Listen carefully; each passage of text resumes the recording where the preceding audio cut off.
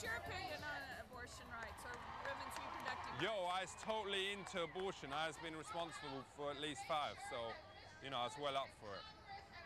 Find out what abortion is! Find out what it is! What be your name? Father Dean Schultz. Yo, respect. Say, is you very anti-abortions because you yourself was aborted? No, I wasn't aborted. So you ain't never got a whole preggers? You ain't never got a whole preggers? No. So is that because you use connies or does you fire blanks? This interview is over.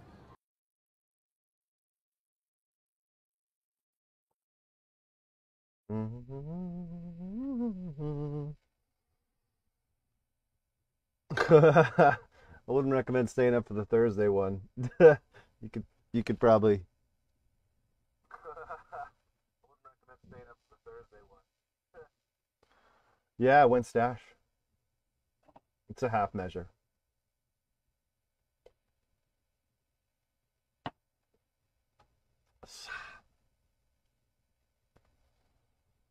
La da da da da. All right. People gonna be coming through tonight or what?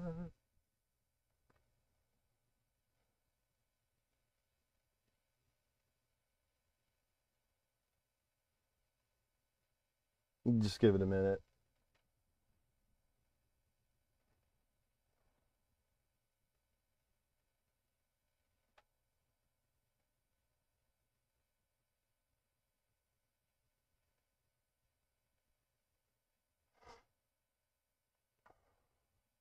Hey, what's up, Don? Coming through, yeah. So, the fall goes on forever. Multiple records in multiple years of the discography. Absolutely ridiculous if you're not familiar with them, don't know where to start, etc. It's a band that, you know, and you also have like the opposite of the cool cult tax is in some cases you'll get the cancellation tax. So like the Fall and Marky Smith, the current climate is at pains to deal with the fact that, you know, he could have given a shit what anyone thinks about anything and was totally impolitic and, you know, iconoclastic. I mean, definitively. And, you know, I mean, there's just such a struggle. People have such a hard time separating art from artist. And I don't, and, you know, probably anyone to be watching this doesn't either. But it's just funny because I think about, you know, going forward, is this a band that's going to be even recommended to people? Like, are they going to get their due? Are people going to like remember how important this band is? Yeah, John Lydon is a sort of a different case because, I mean, he made an ass of himself in so many ways, but most of the things that Lydon, so there's two sides to it. There's the stuff he did to make money because his daughter was dying of cancer and in-law, and, you know, his wife is dying of Alzheimer's and whatever, like, or I think that's what it was. Like, there's the celebrity get me out of here bullshit. That part of John Lydon is totally forgivable. Like, there's no notion of selling out. With him, there really never was because he's an anti-artist in so many respects. The problem with him is when he's like there's that famous interview where he loses his shit screaming at Henry Rollins. And it's this whole, like, I am punk. I am the only thing that's ever been punk. There is no punk except me. I am punk incarnate. Like, the fact that he's not, the fact that he's still stumped on that for so long that's the embarrassing part with Lydon, for me anyway. But with with Marky Smith and the Fall, it's a completely different situation. I mean, there's like literal violence here. Like it's not debatable. You know, I didn't pay a lot of attention to that incident that occurred in New York City. You know, people who were there, basically the story is that he physically struck a woman on stage that was in his band. Like, that's super fucking not okay. Does that mean that the entire discography of the Fall is like verboten? No. It means he was a psychotic alcoholic and speed freak. The fact that he even lived as long as he did is insane if you know or have read anything about him. So there's 2 books you want to get if you're curious about the fall, academically, sort of. One is Mark's own book, Rebel, which is phenomenal. It's just hilarious. He's just talking shit. The other is Cy Wollstonecraft's, sorry if I'm mispronouncing his last name, I should have pulled it, his book. And so, let me pull it up. He drummed for the fall, Wollstonecraft, excuse me. So Simon Wollstonecraft's book, You Can Drum But You Can't Hide, from 2014, absolutely stellar. It's one of the best rock memoirs I've ever read. I strongly recommend anyone, like, even if you're just generally interested in any kind of view or history of the 80s. Oh, sorry, it's called Renegade, not Rebel. Thank you. Mark E. Smith's book, Renegade. That's the good one. But Cy Wollstonecraft's book is really phenomenal. And then, you know, it's just he's a working drummer. He's not just in the fall. He drummed for Ian Brown when he went solo after Stone Roses broke up, and he's just got all these really incredible stories of like kind of what it's like, you know, trying to work in music at this time. So yeah, recommend those books. But you know, if you're wanting to collect the fall, it's really not hard. There aren't like authoritative editions of fall records that you need to really concern yourself with getting, because the fall worked cheap. Marquis Smith was all about the process, about repeating the process and continuing to push out and release new material. And so the records never really sound great. Plus he wants spontaneity all the time. That's Marquis Smith's whole thing. He's like, the second we do it twice, it sucks. We've lost all the originality and energy. He wants the mistakes. He wants the first takes. He wants the jamming. And at various points, you know, there's a number of phases to a band that's been around for this long. You have the truly like innovative first post-punk material, even though they've been around and been playing, you know, jamming, conceptually doing whatever for a long time. They don't put anything out until Dragnet in '79, really. And so they're sort of, they debut and become like a talking point, much like Joy Division, not necessarily in relation to punk, but in relation to the Winter of Our Discontent, which is essentially 1979 in England, the dawn of Thatcherism. All these other themes are far more important than the exuberance and novelty of punk, which is really burned out and is gone by 78 even. I mean, there's still tons of people finding out about it, but it's become a pantomime kind of fashion statement thing, and the music is complete shit, and it's not far from getting to, you know, like UK 81, 82, like oi, you know, shit, and then it, you know, America Takes and does its own thing. The Fall are not like a band that is twinned with that, despite the fact that Marquis Smith was there. Like he's at one of the two, if he's not at the first one, he might be at the Lesser Free Trade. He's at one of the early Sex Pistols shows. Like he's just around, similar to Morrissey. He's clocking everything. But he's a speed freak. Like he's a crazy fucking speed freak. And he's open about it. He said in his book, he says, I'm someone for whom amphetamines are relaxing. Like he claims that when he takes speed, he feels calm. I don't know how this is possible, and I sincerely doubt it, but it's a great book. There's some fucking hilarious stories. And in Cy's book, he talks about him doing like absolutely like 7-inch 7-inch rails of speed, and just like, you know, drinking whiskey out the bottle all day. It's insane. Like if you think about, yeah, I drank a jar of coffee and then I took 10 of these and now I'm totally wired. I mean, it's just like, there are like legendary promoted drug addicts and drug abusers, you know, and then there's like the Marquis Smiths of the world, the Shane McGowans of the world, the Al Jorgensens of the world, people who like should not be alive, for whom this was not like performative. This wasn't like, look, Kurt Cobain's a junkie and suicidal, whatever, right? But I kind of think he was buying into a bit of an image with that.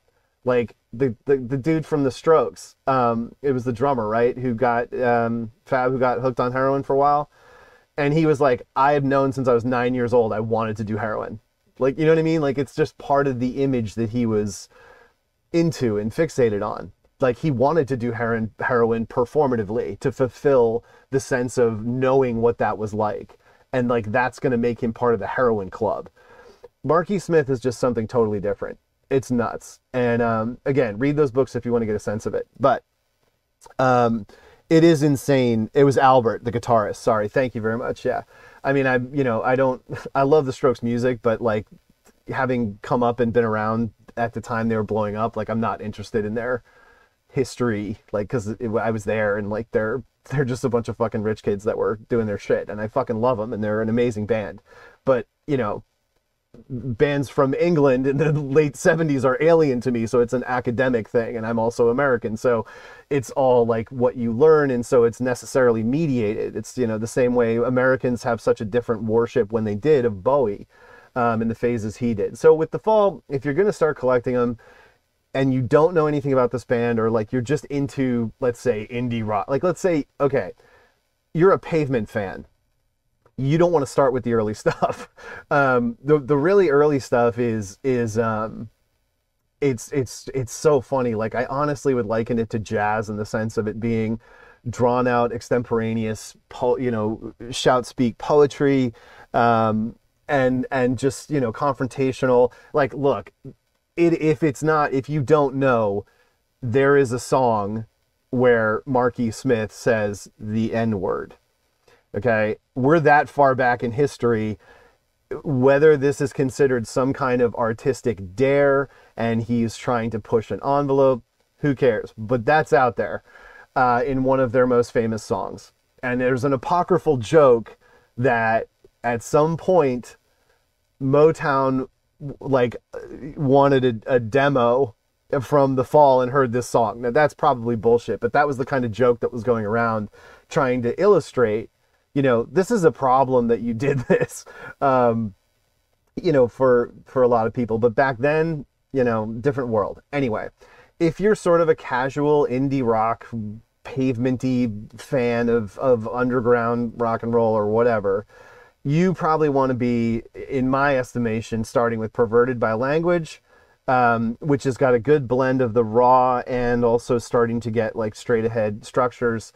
And then if you like more polished kind of new wavy sounding stuff, or more modern bands like I'm not making a Sonic comparison, but modern bands that are really slick and well produced, like whatever, we would talk about like Big Thief or something. I don't know. I mean, they don't sound anything like them, but if you like slicker, cleaner stuff, the late 80s is into the 90s is like this period where he's with this woman called Brix, who he met in Chicago, and they kind of instantly fell in love, and that's a whole other story we'll get into.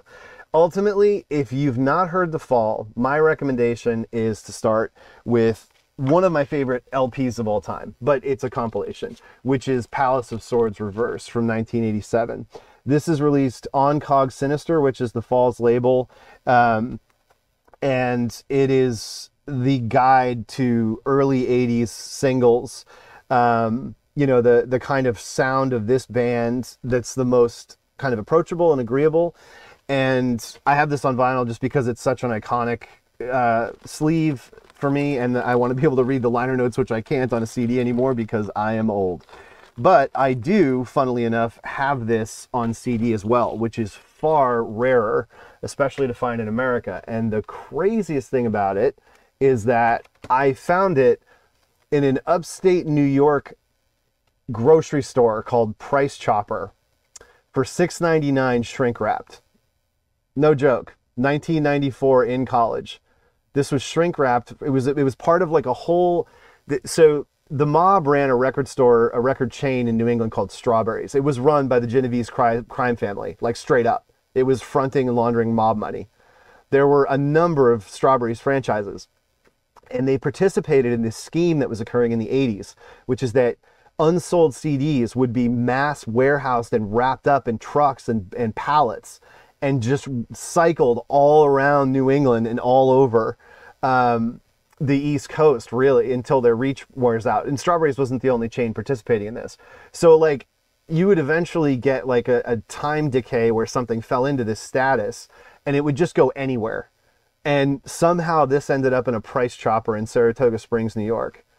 And it's just phenomenal. Like it was the funniest thing, and it has only gained in hilarity over the years when I've seen you know, how record collecting and scarcity and things work. It's absolutely absurd that happened. One of my funnier record geek stories. But so yeah, Palace of Swords Reverse, this compilation is going to get you all the really catchy early post-punky kind of singles, like How I Wrote Plastic Man, aka Elastic Man, Pink Press Threat, Prolar Threat, two of my favorite, and honestly, the song that most people get into the fall through from this period, Kicker Conspiracy. This was a really kind of, I mean, this presages, I mean, this is the song where Marquis Smith has a famous quote where he says, like, fucking Pavement driving around in my BMW, and he's right. Pavement was an absurd ripoff of this band in so many respects, you know, more than REM, more than anything else. And Kicker Conspiracy is really like, and Wings, which is more of a drone kind of song. These two, this was a one single. These two are probably my absolute favorites. But Kicker Conspiracy is actually an approachable mid-tempo song, you know, with some good changes. And it's one that, you know, if you want to understand what this band sounds like and whether or not you want to explore them, I would say go there. Fit and Working Again also is just such a cute, it's like, it's got like the, it's got bones in it.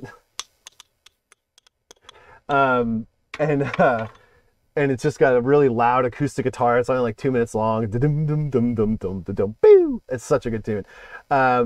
You know, all of these are, and you get a good blend too. Totally Wired is like the most post-punk, you know, Tom Dunga Dunga song they have. But An Older Lover is on here too, which is an interesting way to get exposure to their kind of like dark, you know, winter, frigid, long form drone, kind of German, very German, hollow pieces. And those are all over. I mean, one of the most famous ones in the early days is Garden.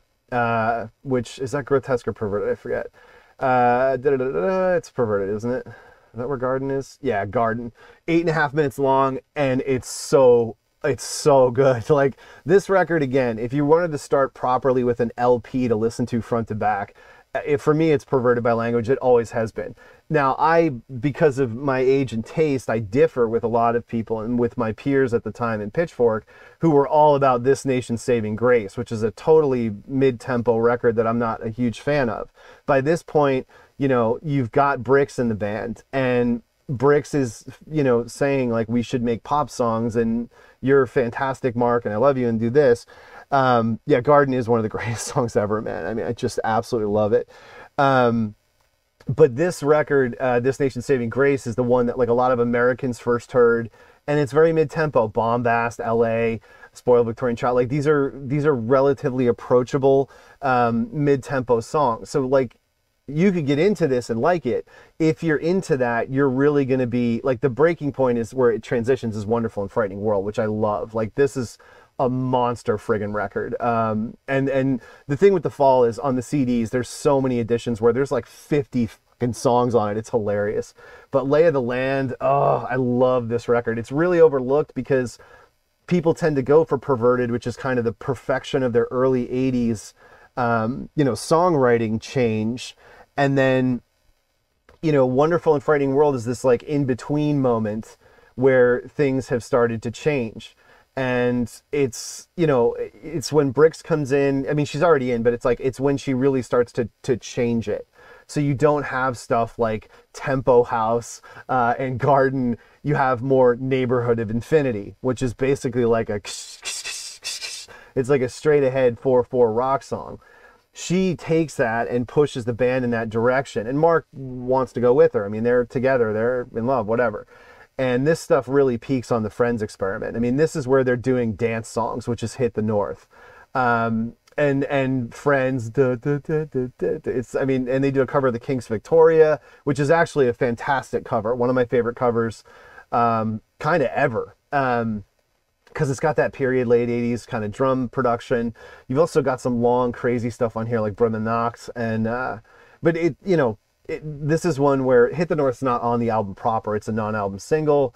And so this is where you start talking about maybe deluxe editions, because the fall are all, again, like I said at the top, they're all about output. There are so many good songs, and it's like what ends up on the record and what doesn't, and what ends up on B-sides, like it's sort of indistinguishable, and everybody has their favorites, and it sort of doesn't matter where they're from.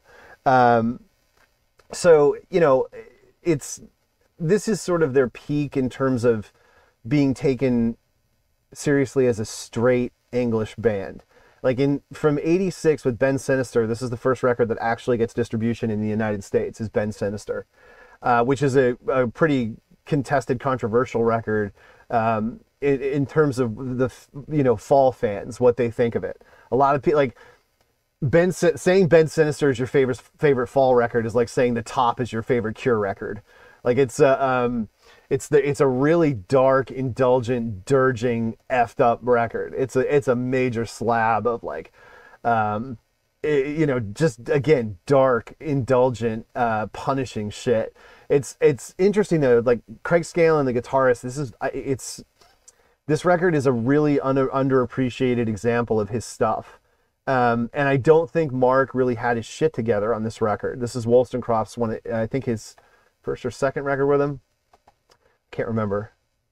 Maybe I have that backwards. It's the second to last. I can't remember. Anyway, this is a really fascinating record for fans. Yeah, shoulder pads #1. That's a rocker. That's a ripper. But it's from there they go for it. And you have they do this ballet performance, which is absolutely insane. And this very extremely slickly produced record, I Am Curious Orange, with New Big Prince, which is like a straight up, it's like, it's just like think about like Love and Rockets or something. It's just this awesome floor tom, you know, blues scale climbing drone. And Mark is just howling. Like it's one of their strongest tracks. And then you have this really, you know, strange, emotional kind of plucking guitar ballad in I forget, is it Jerusalem or Curious Orange, the title track, the one that's like yeah, it's the Gary Glitter beat on New Big Prince, 100%. Anyway, one of these songs is very beautiful and not like The Fall at all. It's totally a Brick song in the sense that it's like straight up mid-80s kind of gothy plucking, and I mean, Mark's there howling in it or whatever, but, you know, right at the beginning, there's some really strong, heavily commercially produced stuff on this record, and it could be a really good entry point. And, you know, in England, finding fall CDs is pretty much, again, drink coasters. It's not going to be hard. They were on beggars all throughout the 80s. These records have constantly stayed in print. Where it gets a little dicier, so like you've gone through, I didn't talk about the really, really early stuff. This is where it's just like crazy on speed, jamming, basically recorded live, absolute lunacy. And the drawn out jams, Spectre vs. Rector and the stuff like that, this isn't really kind of my favorite fall move, you know. The long jams like No Christmas for Jake Junquet and you know, NWRA and the classical and stuff like that. The on Hex is really where this peaks, and it's absolutely just nuts. The classical and Winter and into Winter 2 and This Day is almost 11 minutes. This is a whole different vibe. Hit Priest is infamously one of their, you know, most cherished anthems, but this 8-minute jamming poetry jam stuff, that's the early part of the fall, and that's something that you know, is or isn't for you. If you're into that kind of like Zappa, Beefheart, crazy, you know, authentic personality jam thing where you know, or Can maybe, I mean, obviously Marky Smith was massively influenced by all the Faust and the German krautrock bands. If that's what you're into, you do actually want to dive headlong into early fall. And again, if you're starting out, there's so many good compilations. This is one of my favorites. I had reviewed this on Pitchfork when it got reissued in 03, I think. This very similar to Palace of Swords. If you got this, the early years comp, which is their tight, short, early singles, if you get this and Palace of Swords reversed, you've got like the first 2 waves of the fall really nicely buttoned up. What you don't have is the jams. And for the jams, you want to get Hex Induction Hour, and you want to get, you know, potentially Dragnet, but there's also a compilation that is really also appropriate for that stuff. But here you've got like one of my favorite fall tunes ever, which is Second Dark Age. It was one of the first songs that really got me hooked on them big time. Psycho Mafia and Bingo Master's Breakout and Repetition. These three songs are the start of the fall in the popular consciousness. This is when John Peel is like, this is such a Mancunian real English band. They have a real voice, the same way people said that shit about Morrissey and the Smiths. The Fall were really twinned with a lot of social status, stuff. There's a really nuanced persona that Marky Smith represents that was immediately recognized by Peel and by a lot of people for its kind of sneering, detached disregard or whatever. I mean, you're getting into the whole northerner southerner thing, and these nuances are not something an American's going to be able to speak authoritatively about. But if you think about the fact that essentially Stephen Morrissey and Marky Smith are like living down the street from each other and are like essentially not that far apart in age, and they both come out and do these two different things that are so dramatically different and yet are both recognized as extraordinarily local. Salt of Salford, salt of the Mancunian working class, whatever. I mean, Macclesfield, you name it. Marky Smith is from an area, a really specific area that I'm forgetting. That's like up here, and there's Macclesfield. Again, I don't need to know this, but actual neighborhoods have such more definition, in cities like Manchester and in England. So the nuance of that is probably going to be lost on you if you're an American listener, and that's fine. You don't need it, but the further you try to understand it, it's actually very rewarding to the extent that you can, and we can't. Press Switch, thank you. Somebody came through. Stayed up late for that if you're actually over there. So he's from Prestwich, which this means something really dramatic to somebody from Salford. And you if you ever say Salford, you get stabbed. There's it's salt, it's Salford. That's a really big deal. And this is important because I'm a guy who's mispronounced some place names in these streams and been battered ruthlessly and deservedly for it. Anyway, Rouch Rumble, I probably mispronounced that. There's this whole thing is just all the early tight, short, pogoing speed shit. So that, this is the other comp I was talking about. Hit Priests and Comrades. This has got the jams. So here you're getting Hit Priests, you're getting Mere Sud Mag Editor, you're getting Hard Life in the Country, I'm into CB. These are this comp was so epically legendary. And now I'm sure there's an edition that's just 75 track deluxe edition. I actually have this too. This is the first thing they released in America. I found this somewhere for $1. This is just like when The Cure did Boys Don't Cry, and PVC signed up to do a comp and take a flyer on breaking an English band in America. PVC did a shitty maxi single called The Fall.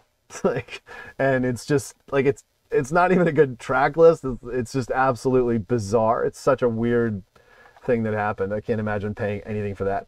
So, as I say, The Fall, if you're getting started, go for the comps. 77 to 79 early years, Palace of Swords Reversed, and then A-sides. So it's all three of these phases are perfectly collected. When you get A-sides, you're getting LA, you're getting Cruisers Creek, Creep, all the hits from that Bricks 80s period. Victoria, Big New Prince, Jerusalem, that was the one I was thinking of. They excised the Dog Is Whatever piece. Jerusalem is the emo song.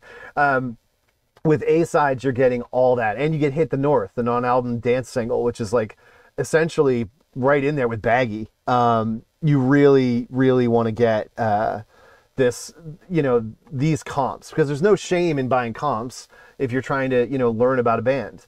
And unfortunately, I doubt you're going to find Palace cheap, even though it's been reissued. There's a lot of copies in the States. That's good to see, but only 9 CDs and not looking great. Holy shit, somebody wants $50 for this? Oh, weird. Okay, I guess there was a numbered edition reissue of this. Limited edition, including bonus CD. And the bonus CD is going to be live, right? Oh my God, what a bunch of dog shit. You gotta, oh, that's not fair. So all these copies are the friggin' this stupid numbered deluxe, except for these two, and they only want $14. I mean, look, this is worth that. Absolutely 100% worth it. I mean, these are such great, you know, iconic, unique songs. There's no band that's ever sounded like this except to rip them off. So, I would say, yeah, I'm sure all of this is cheap in the UK. Again, I mean, this is going to be biased heavily towards America to understand how distorted the market is over here. So yeah, for $33 for the LP. Do not get this numbered reissue because the 4-song live bonus CD, and I mean, COG put it out. I don't know why. Get the original issue. Ooh, some cassettes. I know we have somebody who's a big cassette collector. This would be a hot one to get. But anyway, get the original CD. You know, if it's 14, 15, even $20, to me, it's totally worth it. But, you know, your financial circumstances are going to dictate that. The early years comp, again, this one was not on a big label, and there's a bunch of probably cash-in reissues. This doesn't look good. There's only 2 CDs. Well, $15. I would do that in a minute. I would do that in a minute. I mean, $30 is a lot of money for some people, but like, look, if you got Spotify and Netflix, come on, let's be real. Hip Priest, this has got to be cheap. This is, I mean, saturated. Yeah, good. All right, this is probably much easier. Yeah, that's one. Yeah, 686, 650, boom. So yeah, there you go. This is a great way to affordably find out about the kind of protracted jamming fall period. And honestly, if you're a Gen Xer like me, this cover is totally iconic. As weird and stupid as it is, the color, everything, I just see that and it's like, you know, I remember that one. But that's an advantage here, again, is that you can do this with comps. A-side, this should literally be a 50 cent. Like, there's no way you should be paying more than $5 for this ever. I mean, to say nothing of if you're in the UK, but even in the States, this was a major release. It was absolutely nationally distributed, big time. And yeah, so 5, it looks like, is where we're trying to, I mean, that's rich if you're in the UK. Here, it's bearable, but this thing was like $1 and should be, honestly. There's so many copies of this goddamn thing. So look out for that, you know, because I mean, it was produced in such numbers that you probably can find it in retail brick and mortars. The B-sides one, which is even longer, as you'd expect, being a B-sides comp is a little bit sillier, but you do get Creep and some others Clear Off that are great. But it's, you know, it's up through this point, through the 80s and 90s, you're able to get this really wonderful summary of the band on 3 distinct compilations, and that's really how I'd recommend you go. After that point, it just becomes like awful cash-in crap, the Receiver Records period, Castle gets involved, Castle Communications, and you can just see this whole thing becomes like Marky Smith fighting with labels not wanting to spend money on them, him being volatile, and you know, essentially Castle Music ends up being, you know, as a budget reissue kind of effort, they end up doing all these comps, and they're really repetitive. It's the New Thing, the Step Forward years, and then the Totally Wired comp, which is excellent. This came out, I reviewed this on Pitchfork as well. This is a really, really good start as well, and you can probably get it for nothing. It loses the kind of iconic real-time period correct aspect of Palace of Swords, of 77, 79, and of, you know, Hip Priests and Camarads and even A-sides. This is a pure basket. It doesn't feel like the way, because it's such a survey, I guess is what I'd say. It's a survey. So it doesn't feel like the way those compilations felt. It doesn't present an image of the fall that was presented in real time with a purpose. It's totally retrograde and all over the place. But essentially this is an expanded version of Palace of Swords reversed. And, you know, it looks like it's about the same price, and it has more songs. You do get Winter on here. It just, again, for me as a collector, I want something that has sort of, you know, historical accuracy, period correctness, etc., and this does not. If you don't care, you don't care. This is another great way to get a review of early 80s fall. And, you know, after that, it starts to get, you know, people start trying to do the expensive, silly shit because let's cash in because it's the fall. And Cherry Red gets in here, does this ridiculous box set, all the singles, you know, how many CDs is this thing? 7? You know, look, I'm not a fan of what's happened with people trying to do high ticket box sets. It's just so cheesy and it's just unnecessary because there's so many CDs that are out there. This one, this would be great to get, but it's probably not going to be cheap. I mean, the fall on vinyl is not what you want. This box set here, you know, look, it's going for $25. If you ever see it, I absolutely recommend this. It's the 2 CD deluxe editions of all 3 of the Fontana records, and I absolutely love these records. They're really overlooked. They weren't commercially successful at all. They're, you know, they come from a kind of downward trajectory in terms of Marky Smith and the Fall's whole presence. They were sort of essentially ignored. This is all happening during dance pop, baggy, and then even grunge by the time of the later stuff. So if you see this, this is a great way to get the sort of authoritative versions of these 3 records, which again, these are sort of fan period fall stuff. But it is a great way to get them if you can find it. What is that box set going for? The Cherry Red one, starting at $50, and the A-sides shortened version starting at 18. It's Cherry Red. I mean, look, Cherry Red's fine. They're not like Fire Records bad, but I'm just not a fan of that whole thing. That whole, you know, like I say, the marketing of high ticket box sets, it's not for me. You just have so many cheaper options. If you just take your time, you know, over time, get a few here and there, and you can get a much richer look. So as I say, this is the Fontana period. After that commercial peak, they get the deal with Fontana because Beggars moves off them, and they do Extricate, Shift Work, and Code Selfish. Now, those, again, I'm a fan of them, Extricate especially, but they are heavy. But then after that, they go into a different phase, which starts with the infotainment scam. And what happens here is that they sign with Matador Records in America. And these get promoted to all the new indie rock fans that are coming out that maybe are about to hear Guided by Voices, etc. I think Matador made a smart decision getting these because they're actually pretty cool records. The problem is at this point, the Fall are old. They're an old band. They've been around forever. And so no one's like getting introduced to them via these records is a little bit strange. But like Middle Class Revolt, there's tons of great stuff on these records. They are kind of dancey and funny. There's synths in some places. You know, Pass Gone Mad, great. And you know, they're not lights out strong records, but it's a really interesting little period. It doesn't last, unfortunately, because immediately after that, it dumps out and you get the Castle Records period coming in. And the worst sort of, you know, problem is the Receiver Records period, because this is actually some of the Fall's strongest work. In the late 90s, Marky Smith, he could have probably died. His alcoholism was so bad at this period. Yeah, and he was having so many interpersonal issues.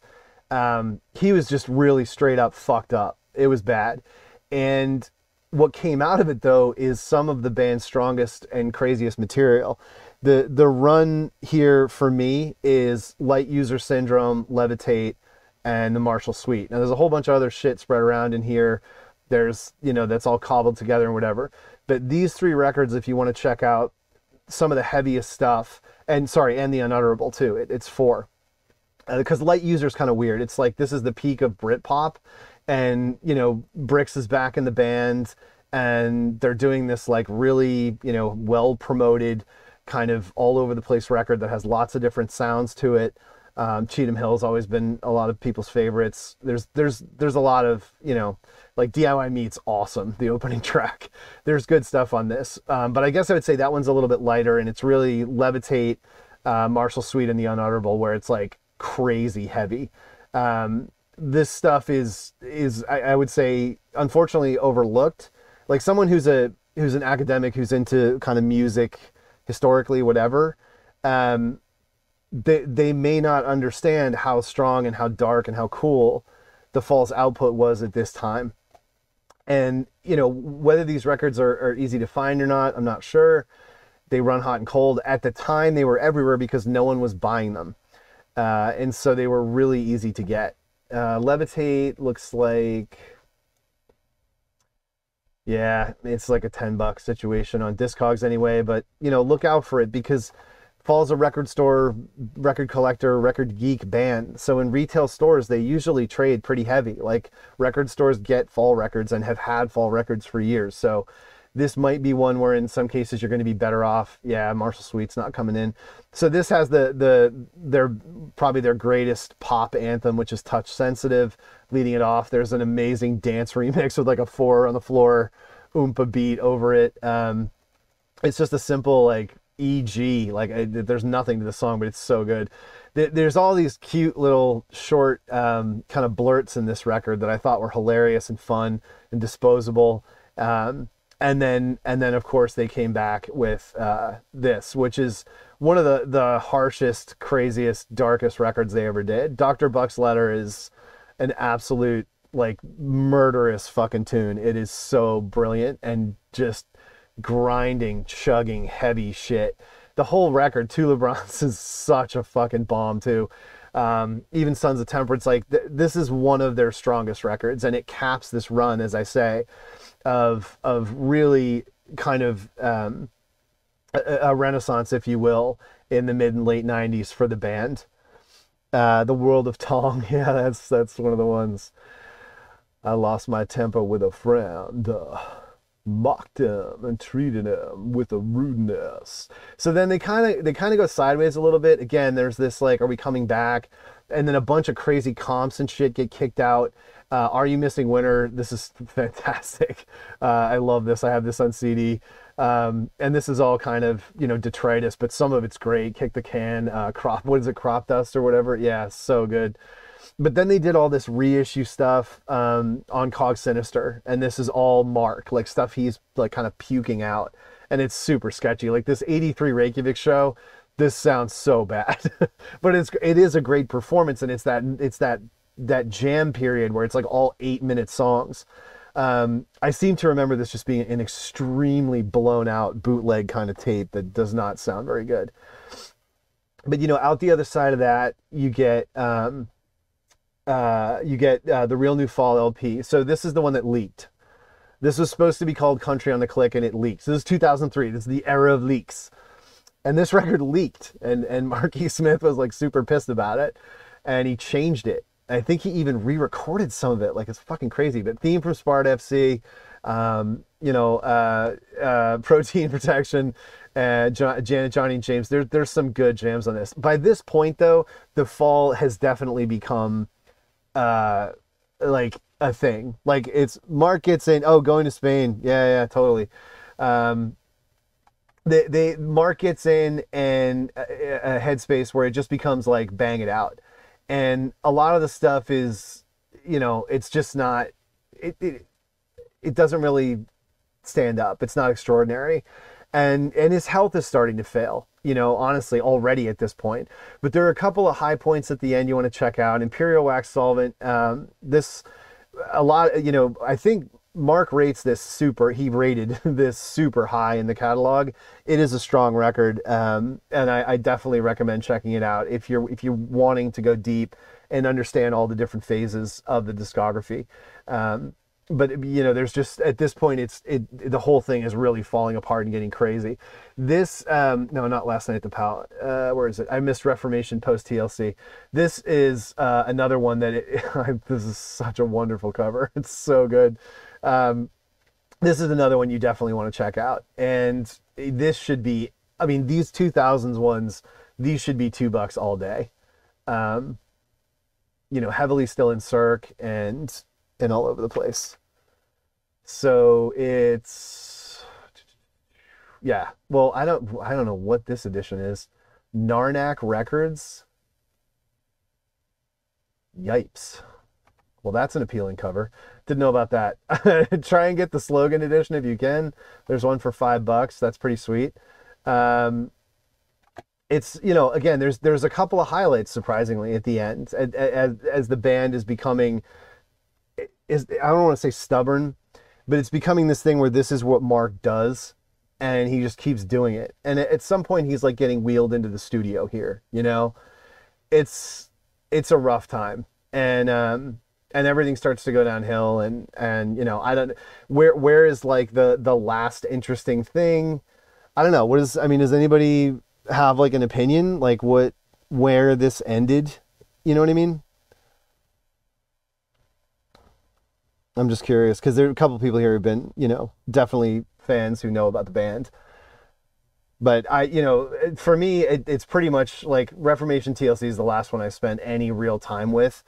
Blindness on Jules Holland was the first thing I saw. Wow. Okay. That's out. That's way out.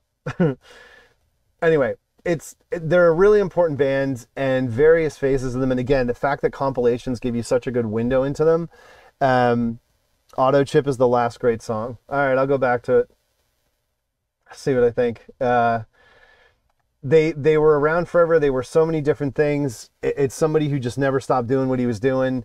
And, you know, you can find your place, like, you know, which part of this band is the part that speaks to you. I didn't mention slates, and so this essentially, if you're going to get this, you're going to look for the compilation, which is a twofer, Slates and A Part America therein. This is one that you really want to get. As I say, a lot of this is duplicated on the Palace of Swords Reverse compilation, but you get An Older Lover, you get Winter. I mean, this thing is just an amazing, you know, slice of what they were doing in 81, 82 as they transitioned into this grotesque, the album Grotesque and Perverted by Language and Hex Induction Hour. This run here has its own, you know, its own flavor. And if you're into it at all, there's so much strong stuff. Grotesque, it's like not there yet, but it's, you know, the NWRA is one of their most infamous, famous songs.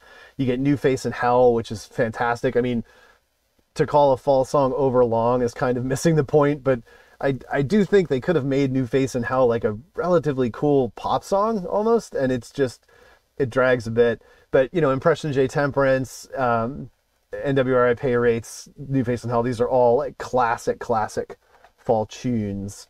And this really, again, if you're kind of into alternative, indie, underground, punky, kind of shambolic music, this run, Grotesque through to Perverted by Language, that's your sweet spot. If you want to, you know, if you want to figure out whether or not the fall's for you, that's how you can get your answer pretty quickly. So I would recommend that as a focal point. Again, if you're somebody who likes like Echo and the Bunnymen and The Cure and well-produced straight ahead music, you want to start with Wonderful Frightening, This Nation's Saving Grace, and go up through Curious Orange. You know, trying to explain who would be into the Fontana stuff and then the kind of, you know, honkin', more upbeat. Yeah, I mean, if you're looking for stuff with more energy, that's kind of funny and snarky and whatever, Infotainment Scan and Middle Class, those two, because you can get them for almost nothing, I would assume. I didn't look, did I? Yeah, $2.99 all day. Middle Class too. These should, yeah. I mean, in America it was on Matter. There should be so many copies of these. That's a fun little period that you can get checked out for cheap. Yeah, I mean, it's an unending discography. It's got so many phases, and it's just, they're such an important canonical band.